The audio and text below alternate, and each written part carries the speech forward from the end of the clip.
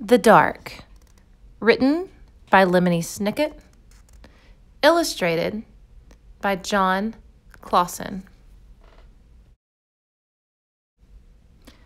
Laszlo was afraid of the dark.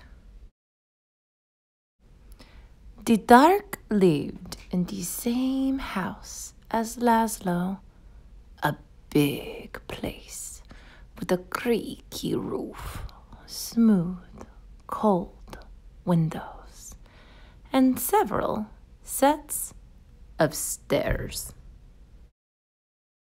Sometimes the dark hid in the closet. Sometimes it sat behind the shower curtain. But mostly it spent its time in the basement. All day long, the dark would wait in a distant corner, far from the squeaks and the rattles of the washing machine, pressed up against some old damp boxes and a chest of drawers that nobody ever opened. At night, of course, the dark went and spread itself out against the windows and the doors of Laszlo's house. But in the morning, the dark would be back in the basement where it belonged. Laszlo would peek at the dark every morning. "Hi," he would say. "Hi, dark." Laszlo thought that if he visited the dark in the dark's room, maybe the dark wouldn't come visit him in his room. But one night, it did. "Laszlo," the dark said, in the dark. The voice of the dark was as creaky as the roof of the house, and smooth and cold as the windows. And even though the dark was right next to Laszlo, the voice seemed very far away. "What do you want?" asked Laszlo. "I want to show you something," said the dark. "In here?" "No," said the dark. "Here?" No, said the dark. "Downstairs." "Downstairs?" "Yes," said the dark. In Laszlo's living room was the biggest window in the house. Laszlo looked out at all the dark outside. Above him, the roof creaked, and he closed his eyes. Now, the dark was all that Laszlo could see. No, said the dark again.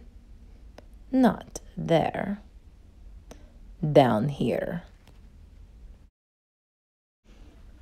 "In the basement?" asked Laszlo. "Yes," said the dark. Laszlo had never dared to come into the dark's room at night. "Come closer," said the dark. Laszlo came closer. "Even closer," said the dark. "Now, you might be afraid of the dark, but the dark is not afraid of you. That is why the dark is always close by. The dark peeks around the corner and waits behind the door, and you can see the dark up in the sky almost every night, gazing down at you as you gaze up at the stars. Without a creaky roof, the rain would fall on your bed. And without smooth, cold windows, you could never see outside. And without the set of stairs, you could never go into the basement where the dark spends its time. Without a closet, you would have nowhere to put your shoes. And without a shower curtain, you would splash water all over the bathroom. And without the dark, everything would be light. And you would never know if you needed a light bulb. Bottom drawer, said the dark. What? Bottom drawer, said the dark. Open the bottom drawer. Thank you, said Laszlo. You're welcome, said the dark. By the time Laszlo got back into bed, the dark was no longer in his room, except when he closed his eyes to go to sleep. The next morning, Laszlo visited the dark in the basement. Hi, he said. Hi, dark. The dark didn't answer, but the bottom drawer was still open, so it looked like something in the corner was smiling. The dark kept on living with Laszlo, but it never bothered him again.